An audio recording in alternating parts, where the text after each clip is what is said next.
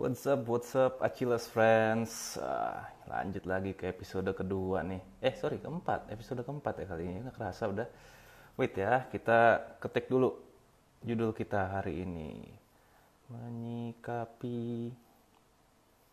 Wait, keren banget deh host kita hari ini. One of my musuh bebuyutan. Nah, arti juara. Halo Prayoga. Ntar pertanyaannya kita tanya ya. Wih, ada Erika, ramai sekali hari ini.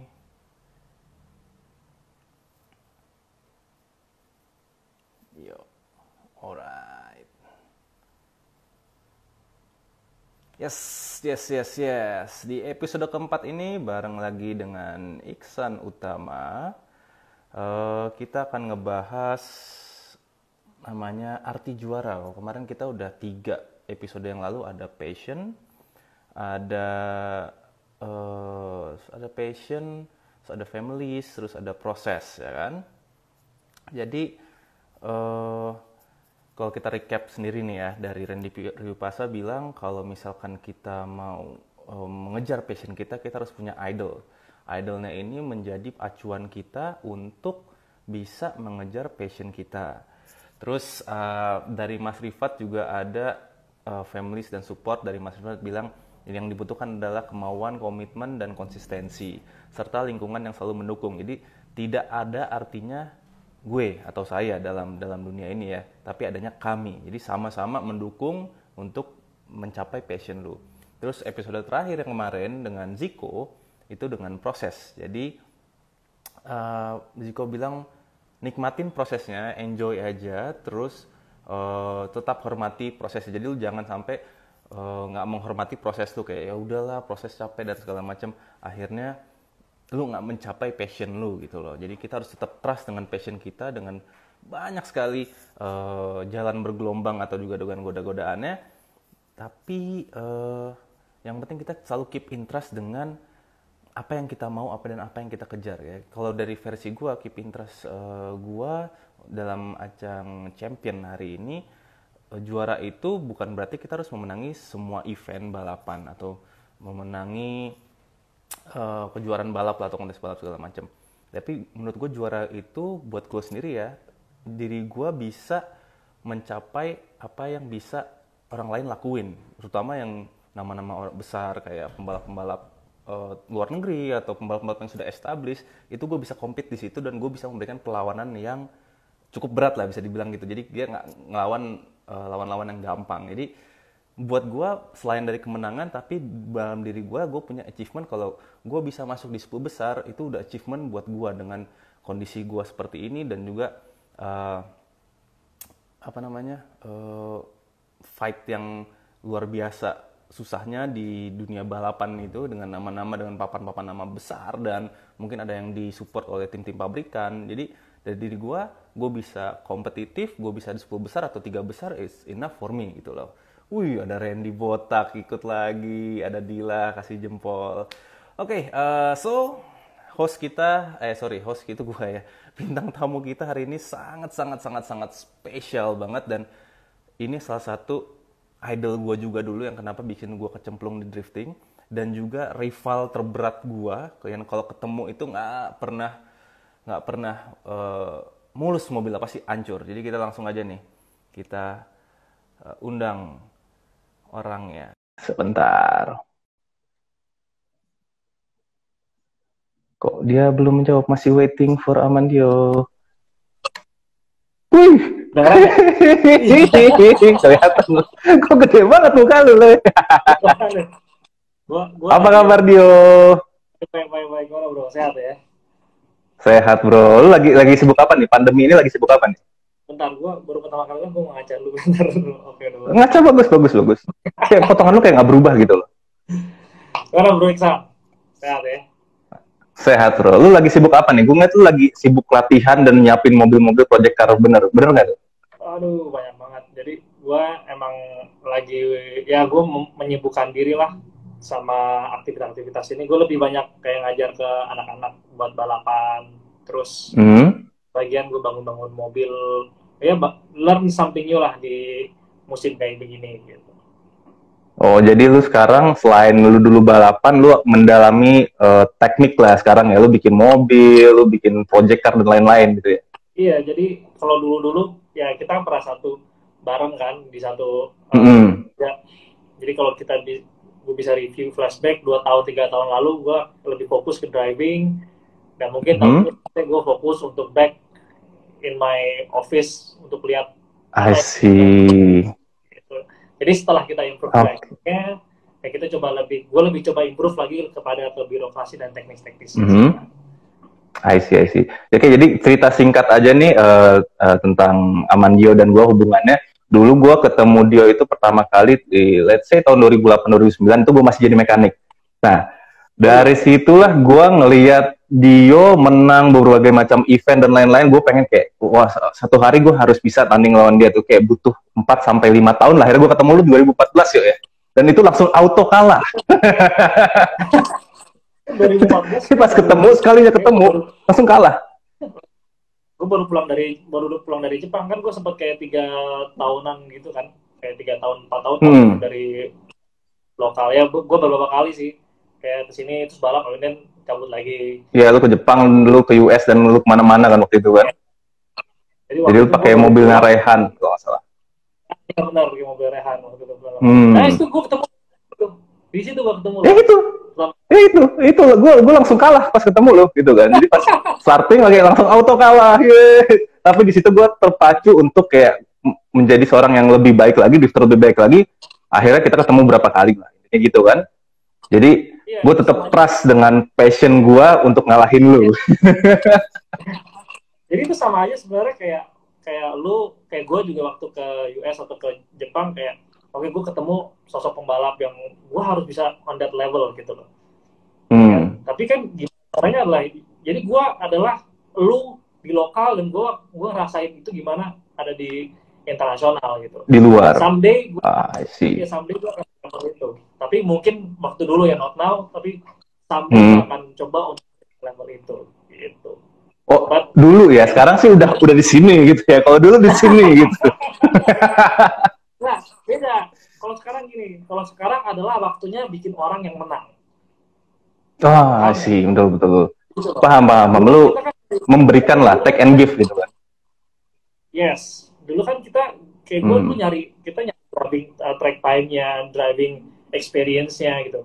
Once you get all of that gitu kan, ketika udah dapat semua itu, nah tinggal lu akhirnya mengajarkan orang-orang yang kira-kiranya willing not only just to be your friend, tapi juga willing to learn tentang lu gimana sih bisa sampai. Dan sekarang kalau kita udah punya ilmu sampai situ, ya kenapa kita harus ngumpet-ngumpet untuk share skill kita, ya nggak? Iya, betul. Jadi lu memberikan kepada environment. Ini dari Big Panda 26 bikin Toton menang dong, kayaknya susah deh. Iya, siapa sih Toton? Wah, siapa nih? Oh, The Big Panda. Itu banget The Big Panda. Oke, jadi kita masuk ke tema kita hari ini ya. Keep interest kita adalah champion nih. Jadi kita akan ngomong champion atau juara dari Amandio. Nah, menurut lu arti champion dan atau arti juara itu apa sih, Boy? Kalau menurut gue agak mikir lebih kepada bukan nomor 1, bukan nomor 2, tapi sebagai champion, sebagai pemenang atau sebagai juara, menurut gue adalah gimana lu bisa. Yang paling pertama adalah ketika kita masuk di track, any motorsports, drift, rally, touring, you name it. Yang paling penting adalah lu bisa ngehargain pembalap atau rival lo dulu. Oh, I see. Kenapa begitu? Karena gini, once kita nggak tahu, in the future mungkin rival yang kita benci, yang kita nggak sukain, bisa jadi teman kita, ya kan? Ketika kalah dan menang, any position, lu akan bisa terima semua kejadian itu gitu loh. Dan itu menurut gue adalah yang punya sikap, bukan nomor 1. Yang nomor 1 belum tentu dia punya sikap juara. Ada lu mengalah tapi lu juara di kondisi tertentu gitu, atau di mata orang tuh jadi juara. Nah, itu menurut gue.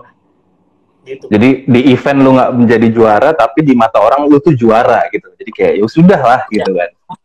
udah gitu I kan. Jadi see. kalah lu itu bukan karena kalah lu nggak mampu gitu. Kayak gue juga Hmm, pernah beberapa event gue sempat kalah, tapi bukan karena gue nggak mampu, tapi ada certain condition hmm, yang gue pikirin gitu. I Next to see, set, oke. ya Next kan? to set. Jadi bukan saat itu aja yang lu pikirin, tapi lu akan mikir ke depannya tuh gimana gitu kan. Ya, iya dong, harus dong ya kan, gitu. Yes, oke, oke. Gue lupa nih. Sebelum kita lebih dalam lagi ngobrolin tentang juara ini, gue lupa ada satu lagi. Boleh ceritain nggak gimana ceritanya lu bisa terjun ke dalam dunia otomotif ini? Dari awal. Yes, dari yang foto yang lu masih seukuran pinggang orang itu, bro. Nah, gue cari di belakang lo tuh yang mana ya. Coba ada deh kayaknya. Ada sih kayaknya ya. Ada sih tapi agak Du di atas. di atas ya itu 2000 Agak. berapa tuh ya? Jadi anyway, gue tuh pertama kali sebenarnya gue tuh basically pembalap liar motor waktu gue kecil. Jadi lu alay juga dong. Gue alay, alay pol gue di Jakarta Timuran tuh Oke, alay oke. pol. Ya, Terus. jadi gue basically suka apa namanya suka motor awalnya. Mhm, Gitu. Tapi mungkin saat itu gue suka sneak out malam-malam, terus gue trek-trekan di mhm, jalanan. And then mungkin ya pasti gue ada parents influencer. Awalnya adalah parents ngeliat, mhm. lalu lu naik mobil, menurut gue lebih aman dibanding naik motor gitu. Ya kan, jadi akhirnya pertama gue dibelilah mobil balap pertama, bukan mobil yang kayak anak-anak sekarang udah enak banget deh, Sam. Lu bisa dapat mobil yang kenceng. Udah high spec gitu Zaman ya. dulu, iya kan? Zaman dulu, gue tuh kalau Hmm. mau balapan pertama kali gue mobil Korea. Oke, oke. Iya, waktu gue sprint. Nah itu mobil pertama kali gue balap. Nah, Mhm. gue akhirnya balap rally. Itu kan gue balap sprint, pertama kali sprint. Gue nggak boleh ganti mobil kalau gue satu nggak menang, ya. Oke. Dan Oh, gue oke. Terus nggak, pokoknya patokannya dulu gitu. Kalau gue nggak menang di satu season, gue nggak boleh ganti mobil. lu harus pakai mobil itu terus gitu. Ya, jadi pada saat tahun itu sprint rally di kelas gue kejar terus kan. Akhirnya ya gue menang lah. Hmm. Juara 2, juara 3, tapi overall jadi juara 1. Ya, karena gue ikutin semuanya.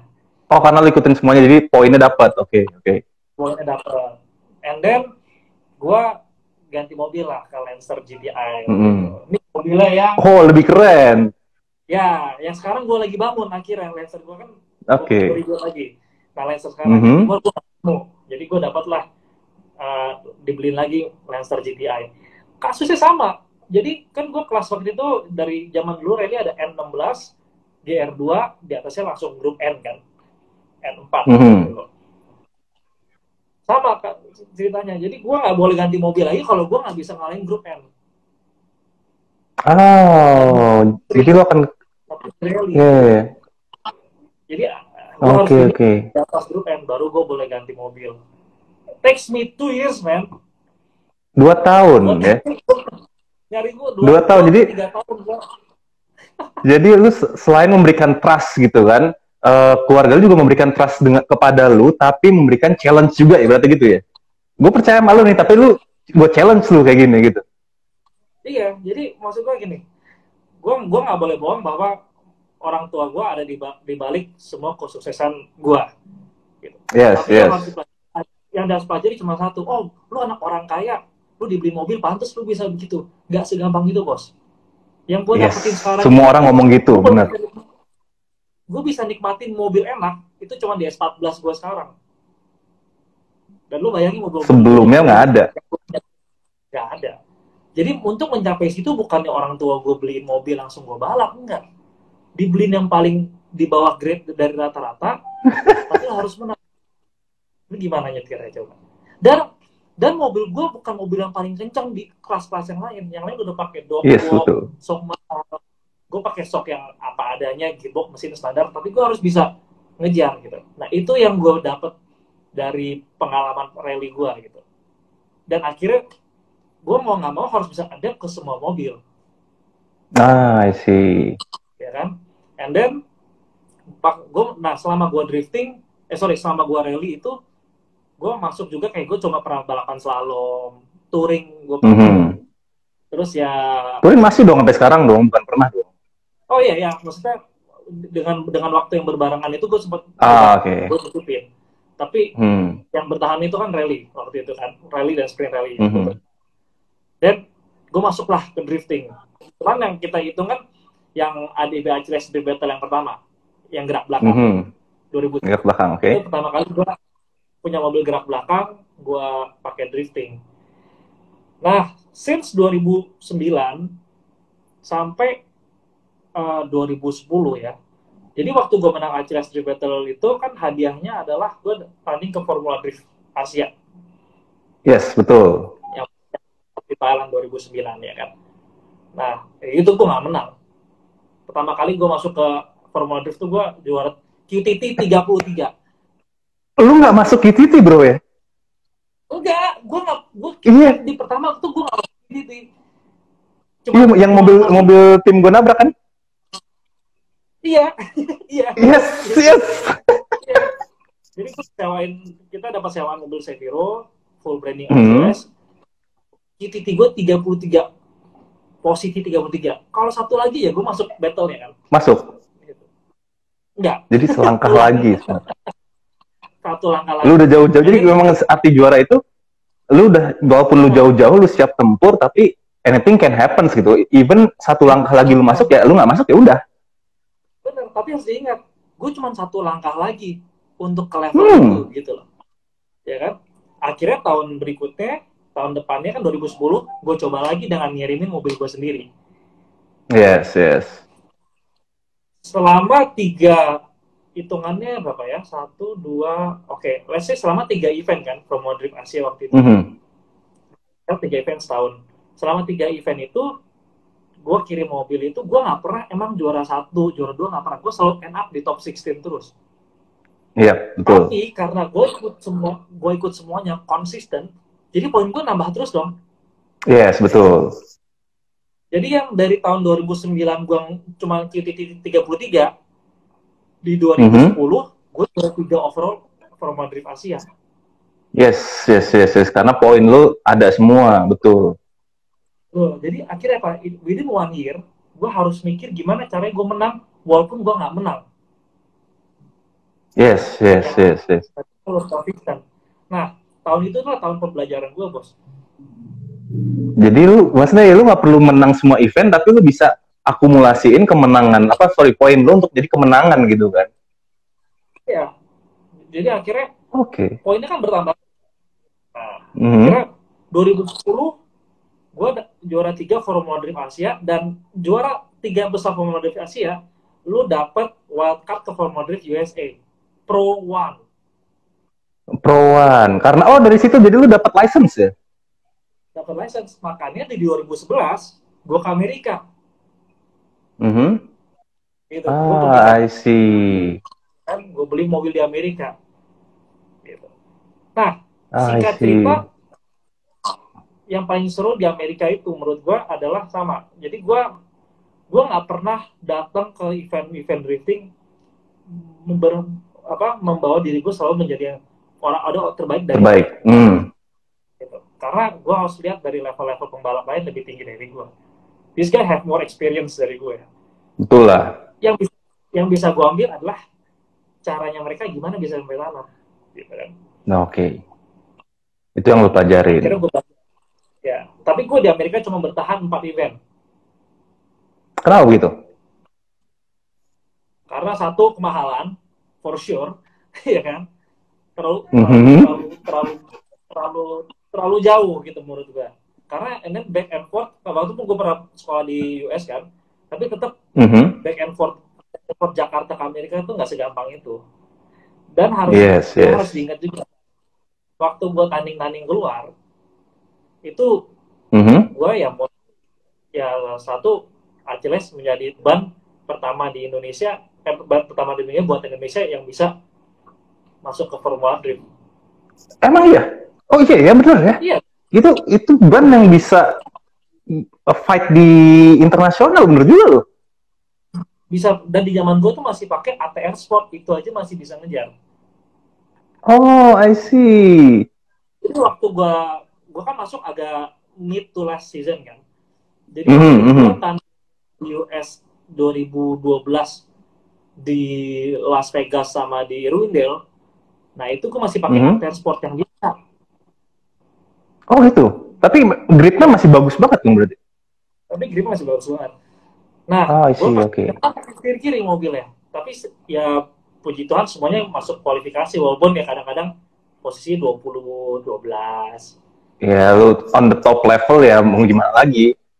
Iya, tapi the best of the best dari Amerika itu di Long Beach. Kenapa? Datang dengan, waktu itu udah ada Daigo dan Robbie kan, jadi gue satu tim Amerika, satu ring. Udah ada Daigo dan Robbie, gue satu track. Di situ pertama kali Achilles launching ATR 2. Belum ada 1, 2, 3. Oke. Masih ATR 2. ATR Sport 2 dong berarti ya?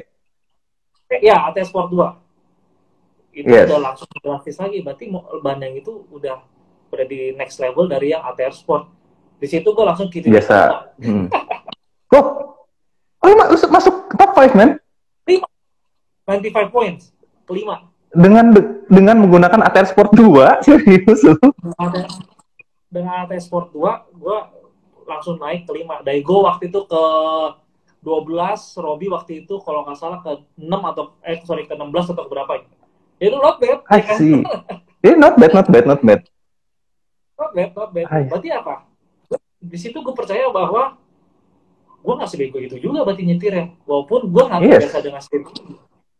Nah, itu yang buat gue nggak patah semangat. Akhirnya gue keep going sampai akhirnya gue gue harus cari sebuah event yang nggak jauh dari negara gue, tapi gue harus itu yang lo kejar. Itu yang gue kejar. Akhirnya gue pilih ke D1GP.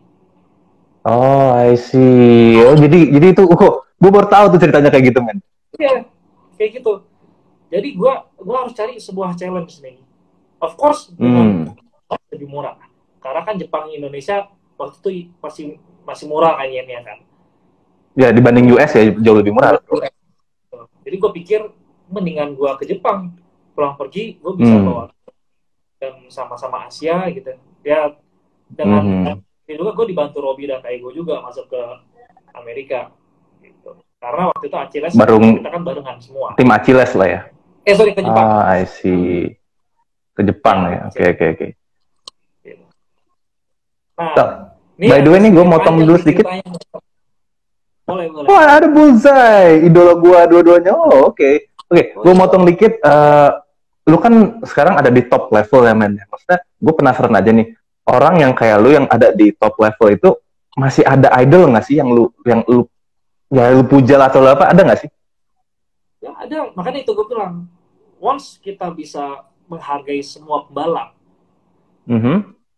lu akan, idol itu adalah lu menghargai semua pembalap lu di sekeliling lu, bos. Gitu. I see. Jadi setiap gue balapan event lokal atau internasional, gue nggak pernah ngeliat anjir ini musuh gue nih. Gitu. Atau ini gue harus kalahin dia, nggak bisa. Kita harus be humble and respect all the competitors. Without the competitors, we are nothing. I see. Tapi emang bener sih, kalau misalkan lu accuse kompetitor lu kayak gue harus ngalahin lu nih, itu malah jadi pressure dan kita mainnya nggak enjoy, ya nggak sih? Iya dong, benar. Sekarang gini deh, gue lawan lo, San. Gue hargai gitu. Enjoy dong. Enjoy. Ya kan? Anything ada crash atau apa yang pasti gue lakuin dulu karena gue enjoy sama lo. Memang.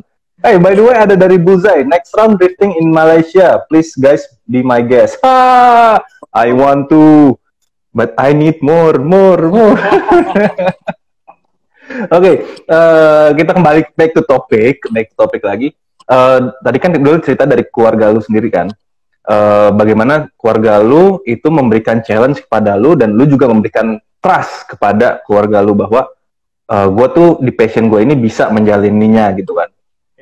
Nah, pada saat itu bagaimana lu maksudnya memberikan kepercayaan bahwa lu udah mateng, lu udah siap, dan lu udah jadi pemenang kepada keluarga lu, itu gimana? Yang Hai Ziko. apa tuh? Hai Ziko, hai. Yang paling pasti satu, karena gue ya gini, gue harus ngebuktiin ke keluarga gue apapun yang mereka telah perjuangin untuk gue bukan sia-sia. Even sampai sekarang kok, kalau gue tunjukin kayak ke nyokap atau bokap gue gitu, kadang-kadang ya apa yang lu tanam ya ini buahnya. Buahnya, proses dari hasil prosesnya kan? Prosesnya. Jadi karena apa? Karena gue nggak pernah punya pemikiran satu sedikit pun di setiap event gue menghambur-hamburkan usaha mereka. Gue harus learn. Oke. Sampai at the end akhirnya sekarang gue harus bisa berdiri sendiri, punya ya gue harus bisa membuat sebuah motorsport. Gue harus punya tim motorsport sendiri yang gue harus tahu dari A sampai Z-nya. Itu adalah yang dari mereka kasih ke gue. Itu adalah buktinya gitu. Lu bisa tanggung jawab. Jadi sekarang membuktikan lah, lu tanggung jawab dengan pilihan lu, dengan passion lu, bahwa this is the way I want. Terus ya ini buahnya lah buat kalian, ibaratnya gitu kan? Ya, sort of kayak seperti itu. I see. Oke, gini ada mitos juga, ini ada pertanyaan dari teman. Some say katanya kalau Dio baru mau daftar itu 99,99999% bakalan menang. Oke, nah dari sisi lu sendiri nih, karena memang lu sering menang, jadi pada saat lu enter balapan, ada nggak sih memang lu sudah confident, oke, gue daftar, gue pasti menang, atau memang setiap balapan lu ada usahanya sendiri bahwa gue ada di sisi step gue harus menang, jadi kayak ibaratnya kayak orang normal aja gitu, ya nggak sih? Ya, karena gini, karena gue tahu apa yang gue bawa. Gue tahu gimana kinerja semua mobil yang gue bawa. Jadi kadang-kadang kalau lo lihat dari mobil gue, mungkin lo akan lihat sesuatu yang janggal ya bahasanya, ya kan? Ada sesuatu janggal. Mungkin dari misalnya touring kita harus pakai shock yang sekian, tapi gue pakai yang biasa. Atau enggak mungkin karena dari satu kesempurnaan itu ada yang mungkin ada sebagai pembalap yang akan menyempurnakan mobilnya karena dia merasa not confident.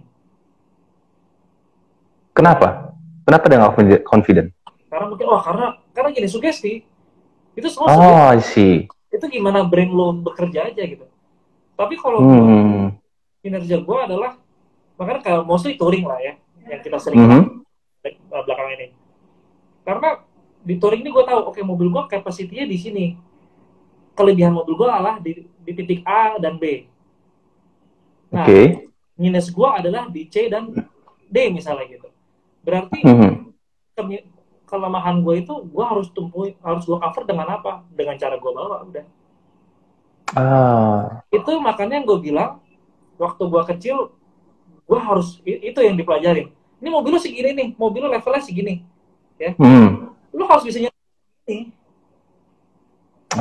Jadi lu bisa kontrol kemana aja nih. Jangan sebaliknya. Itu yang buat orang grogi. Tapi once lu udah bisa nguasain nih, even satu bau pun lu tahu di mana tuh.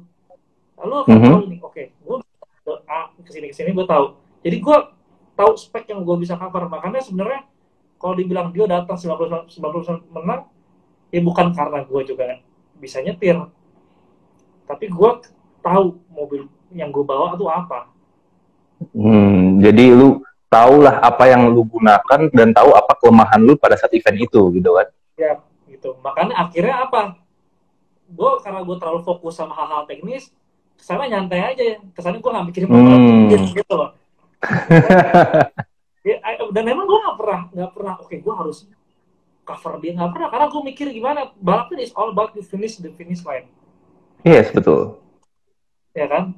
Tapi posisi berapa? Nah itu udah tinggal tergantung lu gimana, lu pinter-pinter nyari peluang dalam satu race. Gitu. But racing is different from drifting. Kasih tau lagi. Ini nih orang-orang pada nanya nih, kenapa gitu?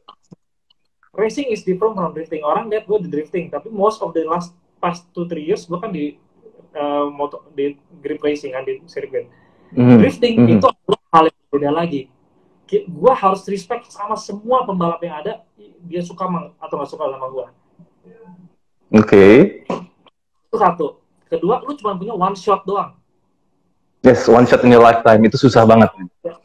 Ya kan, lu harus punya one shot doang. Berarti apa? Mentally lu harus siap untuk one shot.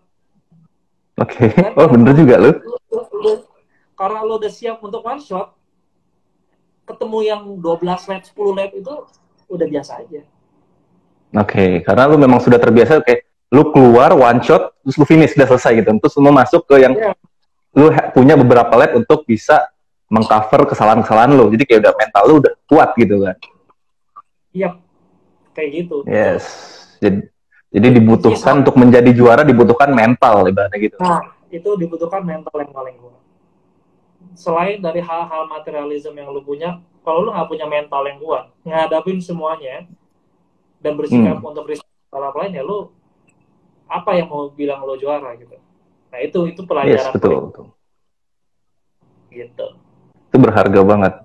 Jadi, preparasi lu untuk jadi pemenang itu bagaimana, bro?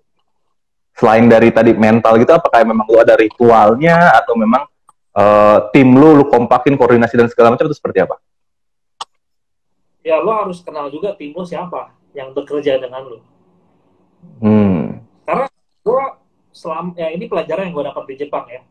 Kenapa Daigo semua pembalap, contoh aja ya paling dekat teman kita ya. Kenapa Daigo misalnya balapan di semua round, even Amerika, Jepang cuma bawa 2 mekanik. Sedangkan kalau kita mungkin udah bisa bawa the whole team. Wait. Gitu loh. 2 mekanik doang, serius lu? 2 mekanik iya. Oke. Kenapa dia bisa bikin mobil yang hebat? Most of Japanese driver lah, rata-rata pembalap sana ya, yang gue pelajarin. Kok mereka bisa 2-3 orang bikin mobil, 2-3 orang nyantai balap sana ya. Karena mereka benar-benar tahu preparasi timnya. Itu paling. I see. Karena akhirnya gue pelajarin, oke, berarti orang-orang yang levelnya udah di situ, itu mereka udah saling berteman, menghargai semua pembalap, yang hanya dipikirin cuma apa? Preparasi mobilnya doang. Oke, jadi sebelum seasonnya mulai, lu udah siapin dulu tuh, lu gembor-gemboran persiapin bener-bener ibaratnya gitu. Oke. Bener. Jadi akhirnya sampai di track, mereka kan menghargai satu sama lain. Yang dia pikirin hanya persiapan mobilnya doang. Bukan gua harus ngalahin aku. Gitu. Makanya misalnya jarang berantem. Oh, jarang berantem, oke. Gitu loh. Oke. Nah, dulu kan tadi udah ngomongin tadi ada USA, ada Jepang, dan lain-lain. Di internasional ini, kenapa sih lu milih untuk menjadi tim Achilles di event internasional dan nasional lu, men? Karena yang satu, gue bangga banget bisa bawa produk Indonesia ke luar negeri, ke kancah internasional. Lu nggak akan ada apa-apanya kalau terutama drifting ya, lu nggak akan ada apa-apanya kalau lu bagus. Betul. Lo kan jalan di tempat doang, udah kan cuma ngasih asap aja selesai. Iya kan? Yes, betul. Kenapa gue begitu into banget sama Achilles? Kenapa gue have more time dengan ban ini gitu? Walaupun gue pernah lain, tapi gue lebih dapat throttle feel-nya tuh di ban Achilles. Karena R&D-nya mereka dengan dia bisa kiblatnya kemana udah jelas. Dan juga ban Achilles nggak kalah juga dengan ban lain di luar. Iya benar. Jadi kita ngomongin R&D tadi, gue dulu sering banget ngeliat lu bareng tim R&D research and development-nya Achilles gitu kan, ngembangin ban dan berbagai macam proses yang dilakuin sama lu dan tim research development itu akhirnya memberikan ban-ban yang bisa dipakai di pabrik umum. Jadi orang-orang juga bisa ngerasain tuh hasil ban ciptaannya atau kolaborasinya Amandio yang balapan di luar, balapan di nasional itu diberikan juga kepada masyarakat Indonesia untuk ikut berpartisipasi, nyobain loh, ini loh bannya keren banget gitu kan. Yes, betul. Jadi ban yang kalian pakai dan ya ban yang sama sebenarnya. Semua sama, benar-benar. Itu udah di proven di tes, udah proven ada developmentnya, itu kayak tinggal pakai aja gitu kan. Tinggal pakai doang gitu. Tinggal pakai Ada doang, nama betul zaman tuh. sekarang mana yang enak, zaman gua dulu kan semua R&D semua.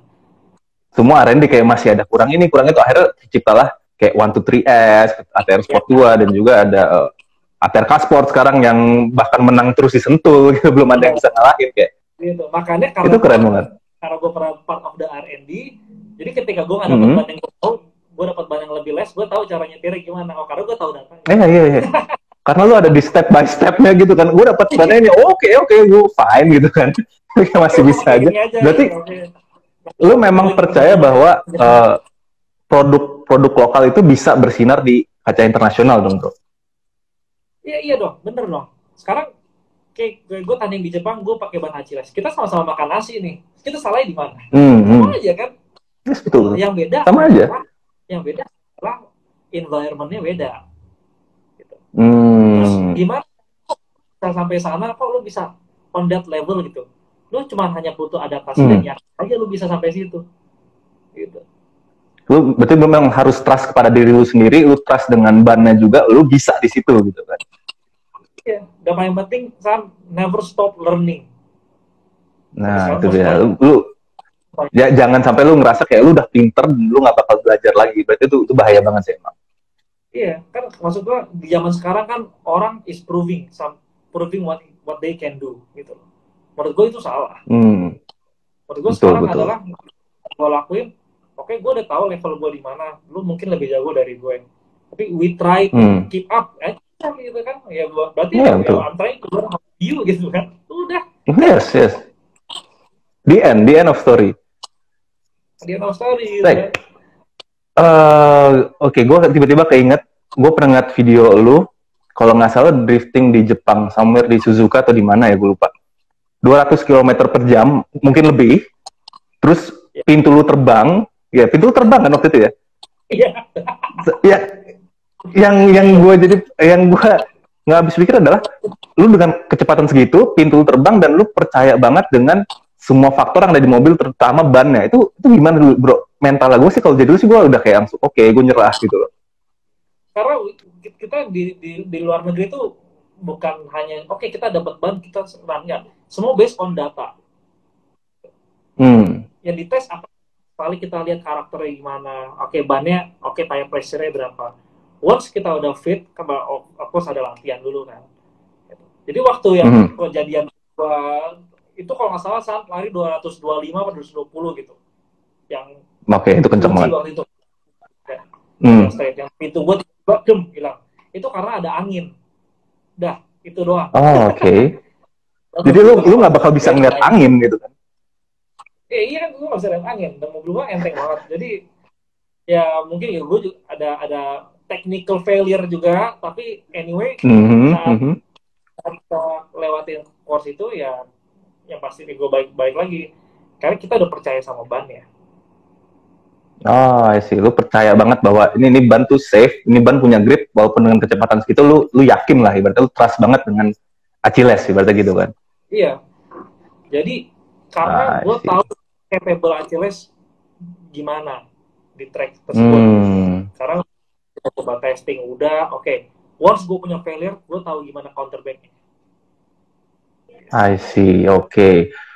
Soalnya by the way, buat yang teman-teman lagi nonton nih, kalau ada mau pertanyaan ditulis aja, nanti kita akan jawabin kalau masih ada waktunya. Jadi ada asisten lah yang ngecekin.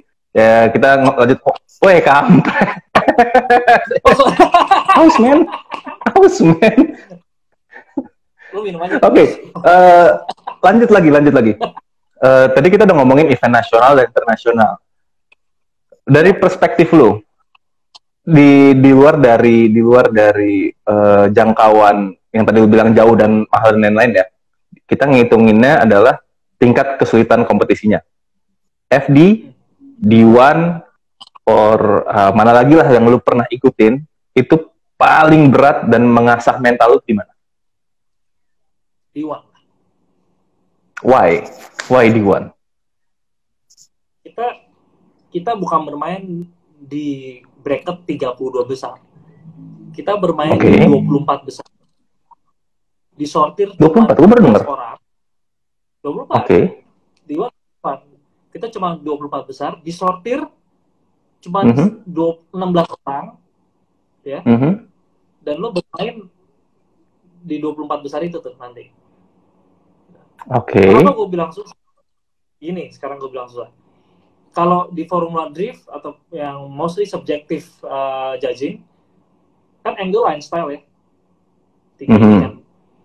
Jadi kalau misalnya contoh poin gue 90, lu 95. Lu bisa tahu beda lu di mana. Oh, ternyata kok lu bisa tahu? Karena record ya? Apa? Ya, misalnya gini, kalau di Formula Drift record kan. Jadi kan kita tahu kalau di Formula Drift ya, misalnya. Jadi misalnya 90, lu 95. Gue pengen tahu 95 lu gue beda di mana nih? Mungkin di line, angle, atau style kan? Ada yang lebih. Nah, cuman di D1GP, lu misalnya poin 90,91. Gue 90,92. Beda tipis banget. Nah, tapi apa? Lo ingat Formula D1GP itu kan pakai sensor semuanya. Oke, semuanya ada sensor GPS, oke? Dan dia nggak ada drifting line-nya, racing line-nya. Jadi cara nyetirnya itu. Kalau Formula Drift kan banyak kan wall riding. Yes, betul. Kalau si D1GP, once you hit the sector, lu harus kencang, flick, backward, anything, you name it, di situ lu harus agresif. Gitu, makanya gue belajar backward ya gara-gara mau nggak mau gue harus bisa. Dan harus terbiasa dengan angle-angle besar. Karena ada sensornya yang benar-benar kayak akurasinya lumayan gede ya dibanding dengan judgement mata ibaratnya gitu. Iya. Jadi lu terpacu untuk, berarti lu walaupun lu udah sering champion, lu harus step up satu langkah lagi bahwa lu harus improve lagi kayak gitu ya. Improve lagi gitu. Dan juga lu harus bayangin di zaman gua yang kita lihat pembalap Jepang paling jago kan Daigo dulu kan. Betul. Di D1GP ada 10 orang kayak Daigo semua. Karena lu di kampung ya? Karena di kampung ya kan? Karena lu di kampung ya, lu ketemu Daigo lagi. Iya kan? Jadi emang banyak banget orang kayak gitu. Talent yang nggak kelihatan tuh banyak di sana. Banyak. Even Daigo juga bukan yang selalu menang. Ya kadang ada yang lain lebih menang. Jadi all change gitu. Semua berputar di situ. Gitu. Ya jadi waktu pertama kali gue dapat wildcard, yang gue bisa manfaatin adalah gue harus belajar dari mereka nih gimana cara nyetir bisa begitu, bisa begini gitu. Dan yang paling penting adalah gimana dia nyikapin pembalap satu sama lain. Itu yang lu pelajarin di sana, respect ya? Itu yang gue pelajarin, respect. I see. Oke, ada pertanyaan lagi nih. Arti juara secara general atau arti juara dalam kehidupan seharian lu ya, itu apa sih? Ya, balik lagi kayak gue jelasin tadi, sebenarnya juara itu adalah lo bisa menghargai secara kehidupan aspek. Lu satu adalah paling benar adalah respect everyone. Lo menghargai semua perbedaan, lo menghargai semua plus dan minus seseorang gitu. Lo menghargai juga karya-karya mereka gitu. Karena gue bilang lagi, juara itu bukan hanya lo menang. Menang is nothing if you don't have any respect. Buat apa? Ya kan? Betul. Anyway, lu menang cuma dapet piala kok. Iya. Jadi lu ngapain cari musuh dan lain-lain gitu kan? Iya, that's why gitu loh. Makanya yes. Kalau menurut gue menang, lu juara 5, apa-apa. Selama it's fair enough, is fine gitu. Oke. Jadi gitu. Drifting is not about juara 1, 2, 3. It's about gimana lu bisa keep on the game. Dah itu doang. Betul. Once in the game, ya you are udah luck yang bermain, ya kan? Yes. Jadi memang juara itu bukan semata piala doang yang lu sikat, lu bisa juara di diri lu sendiri, lu juara di lingkungan, juara di orang lain dan lain-lain gitu kan. Betul, gitu. Kayak gue bilang tadi, lu ada 60 orang kayak Daigo, lu bisa di game ya, lu udah bersyukur aja udah. Sisanya tinggal Lu udah masuknya udah syukur gitu kan. Tadi ada iya. pertanyaan lagi dari Acur, Bang Acu. Kak Dio, Oh kalau ya, udah bosen bangun mobil, bangun apa yang lain? apa ya? Ya gue, Mungkin nggak? Ada mungkin nggak lu bosen bangun mobil? Mungkin nggak sih? Enggak, kayaknya enggak ya. ya, gue kadang bangun, gue kadang bosan bangun mobil. Tapi Hmm. mungkin gue coba untuk mobil lain gitu. Jadi mobil itu kan Kayak lu sebenarnya sih. pindah ke tipe dan merek yang lain gitu kan. Iya, gitu. Kayak misalnya, oke, gue terakhir main Jepang, waktu gue pelajarin. Sekarang gue coba main Jerman. Ya, we try to learn new Nah, things lah. Gitu loh. agak aneh sih pas gua ngeliat postingan lu pakai mobil-mobil Jerman itu. Lu tuh udah dari dulu JDM, Sylvia dan kawan-kawan terus tiba-tiba ada kayak, "Hah, Jerman, Eropa ya?" Apa sih? Tenang, gak usah lu. Gue setiap hari ke workshop ya, gue lagi mikir, Hmm? kenapa mobil Jerman semua ya? Iya tadi ya makanya kenapa jadi begini sih sekarang? Tapi memang kita harus keep up dengan ya teknologi dan yang lagi rame-ramenya lah. Iya, jadi gue kalau kalau bilang Mas Aci bilang lu mau bikin apa lagi ya mungkin nggak jauh-jauh, paling beda negaranya doang. Gue bilang ke Ya, beda Jakarta negara, beda merek, beda tipe. gitu. Ya Yes, kadang-kadang yes. apalah gitu. Gitu. Oke, question terakhir dari seorang Amandio, ada nggak rifle terberat menurut lu dari sisi perspektif lu? Rifle lu terberat? Kalau menurut gue apa ya, musuh yang paling berat itu ya lo harus lawan diri lo sendiri. Gue nggak Yes, bisa ngomong tuh. lebih jago atau lebih gak jago. Shit happens anytime, kayak kan. Sial datang Hmm, kapan aja. betul. Musuh terberat lo adalah ya lu sendiri. Lu gimana lo handle Yes. hati lo, emosi lo. Ketika lo balapan lo diputusin pacar, pacar lo pergi balapan, ya kan? Kayak gitu, ya kan? Terus lo bete pacar lo berantem sama lo harus balapan. Itu gimana lo Hmm, ngesikapin, ya kan?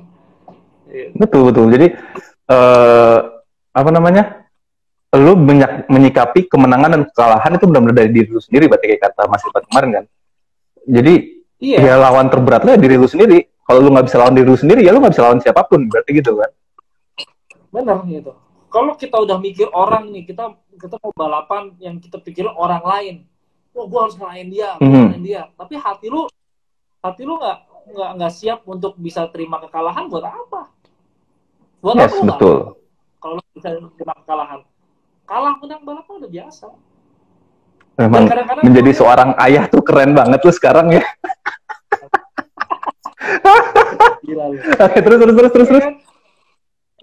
Terus gue kadang-kadang juga lihat, wah orang kalah di sini marah-marah. Bos, gue bilang, bos, lu masih kalah di lokal, ya gue kalah di luar biasa aja. Mhm. Karena apa? Karena debat lu menang atau kalahnya, gitu loh. Ya gue bilang lagi, selama lu bisa selamat dari motorsport yang berbahaya itu, lu udah bersyukur. Iya benar. Itu kayak udah lu hidup di hari berikutnya kayak ya udah bersyukur aja gitu kan. Iya, gitu. Ya, gue I rugi nih see. balapan. Ya, semua balapan gak ada yang untung. Ya rugi. Nah, Pasti ada nggak ada. ruginya. Lu mikir lu di Cuma balapan gini, aja udah kayak final mistake ya, financial mistake gitu kan. iya bener kan. Tapi balik lagi, kalau lu punya good management, good team, Mhm. gue gak usah bilang good deh. Yang penting proper management. Proper Mhm. management, proper team, and then proper support. Gue harus bilang big support ya, proper support. Lu akan aman sebenarnya. Gitu. Oke. Jadi memang yang paling penting adalah preparation Preparation sampai paling penting. gimana lu menjadi seorang juara dan lu trust dengan semua tim-tim lu. Ya, itu udah paling penting. Oke, kita sudah mendekati pengunjung acara nih, jadi saran terakhir artis sukses dari Amandio, one last time, apa nih? Singkat aja, yuk. Sikat aja. Dalam kehidupan apa dalam satu segmen? Dalam, up to you, bebas. Ya udah, gue mau sharing aja sebenarnya. Mungkin uh, mungkin gue cuma mau merubah perspektif aja. Banyak gue emang orangnya kan nggak banyak ngebuka sesuatu. Tapi karena ini acara dari Acil spesial, dan menurut gue ini waktunya lo try to share something gitu. Menurut gue sukses itu bukan dilihat sebagai gimana seberapa kayanya lo untuk suatu hal, seberapa banyaknya lo untuk suatu hal. Tapi menurut gue sukses itu ketika lo bisa mengcombine semua yang ada dalam perjalanan lo bisa menghargai semua orang-orang membantu lo, even these guys parah banget misalnya, and in the future dia mess up with things gitu kan, tapi lu tetap masih bisa terima dia. Dan kalau di motorsport kita masih, contoh kalau kita balapan, kayak gue balapan, gue nggak pernah nganggep mekanik gue adalah pegawai gue gitu. Mereka adalah tim gue, dan I'm a part of the team gitu. Tanpa gue, oke, mereka pasti nggak bisa running, tanpa mereka gue nggak bisa running gitu kan. Yes, betul. Jadi setiap piala yang gue terima adalah buat kita semua. I see, oke. Konklusinya di sini adalah kita harus bisa, ketika kita punya satu tujuan nih, kita punya tujuan satu, kita jangan pernah lupa orang yang sebelah kanan kiri kita yang bilang, ayo bantu. Even yang orang buat salah banyak ke orang lain. Ya, kunci cuma satu, itu hargain orang doang. Hargain orang, jadi selesai. Jadi simple, hargain orang aja, dan everything will come lah, ibaratnya gitu. Just matter of time, jadi hanya masalah waktu. Oke, Amandio, thank you banget. Kita sudah mencapai titik klimaks. Thank you banget buat waktunya. Thank you udah sharing-sharing. Sharing-sharing pengalaman lu, sharing-sharing juga apa arti kemenangan dan lain-lain. So, teman-teman Achilas, tadi kita janjian mau pakai filter-filteran sampai lupa gue yuk. Oke, jadi kita terlalu serius tadi, jadi lupa. Jadi intinya itu, thanks banget buat sarannya, buat teman-teman juga yang buat nonton. Sampai ketemu lagi di episode berikutnya. Amandio, thank you banget udah sharing. Jangan lupa kalau misalkan kita ketemu lagi di tandem, kita all out dogfight lagi ya. Jelas, kan gue pakai topping kayak begini. Alright, see you, Achilas friends. Thank you, Amandio. I'll see you next time. Bye-bye. Bye-bye.